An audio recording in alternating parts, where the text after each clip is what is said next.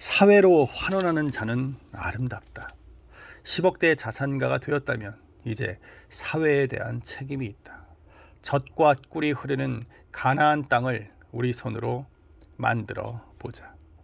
영국의 이튼 스쿨은 500년이 넘는 역사를 자랑하는 귀족 학교로서 웬만한 배경과 재력을 갖춘 집안의 자제가 아니고서는 입학할 수 없는 곳으로 알려져 있다. 그런데 이 학교는 학교 자체가 거대한 무덤으로 불린다. 왜냐하면 바로 1차, 2차 세계대전에 참전했다가 죽은 졸업생들의 수가 부지기수이기 때문이다. 영국의 대학인 옥스퍼드 대학의 교정에는 수 킬로미터에 이르는 기념비가 있다. 졸업생들의 이름이 새겨진 이 기념비들은 모두 1차, 2차 세계대전에 참여했다가 죽은 재학생과 졸업생들의 기록을 담은 것이라고 한다. 나라가 위기에 처했을 때 보여준 영국 귀족들의 노블리스 오블리제는 우리에게 시사해 주는 점이 많다. 기부란 자신의 가치 기준이나 신념에 따라 다른 사람을 돕는 행위를 말한다. 하지만 우리나라의 기부 문화 수준은 매우 열악한 상황이다. 대부분 기업이나 단체 중심, 캠페인 중심의 일회성 행사에 지나지 않는다.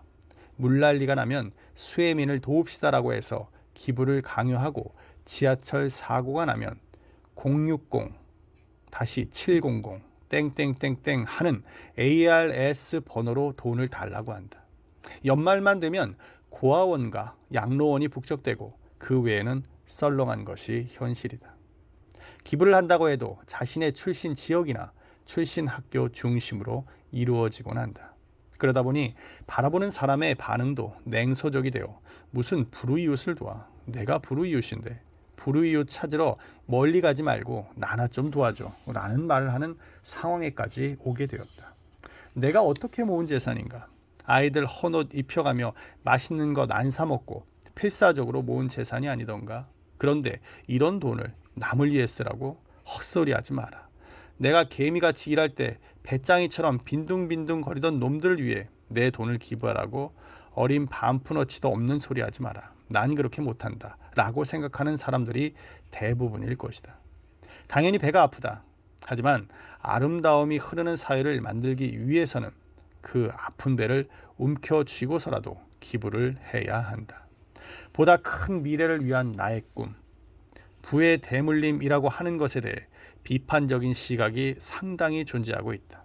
하지만 이 부의 대물림이라고 하는 것은 합법적인 것이고 당연히 인정받아야 한다. 부를 대물림할 때 내야 하는 각종 세금을 내지 않기 때문에 문제가 생기는 것이지 부의 대물림 자체에 문제가 있는 것은 아니다. 남들이 상상도 못하는 고난을 이겨내 재산을 축적했는데 그것을 자신의 2세에게 주는 것은 전적으로 개인의 자유의지이다. 정말 중요한 것은 부의 대물림에 대한 비판이 아니라 빈곤의 대물림에 대한 사회적인 고민인 것이다. 부의 대물림은 계속 이어져야 하지만 빈곤의 대물림은 끊어져야 한다. 그럼 누군가가 어디에선가 그 연결고리를 끊어버리면 되지 않을까? 내가 가진 부의 전부 혹은 일부로 10명이 빈곤의 사슬을 끊고 그 10명의 기부로 다시 100명이 빈곤의 사슬을 끊고 그 100명의 기부로 다시 1000명이 빈곤의 사슬을 끊는다면 빈곤의 대물림은 막을 수 있을 것이다. 그래서 모두가 잘 사는 사회가 된다면 그 사회야말로 아름다움이 흐르는 사회다. 바로 여기에 기부의 중요성이 있다. 즉, 기부란 우리 사회 그리고 더 나아가 인류 사회의 발전에 기여한다는 측면에서 중요한 것이다.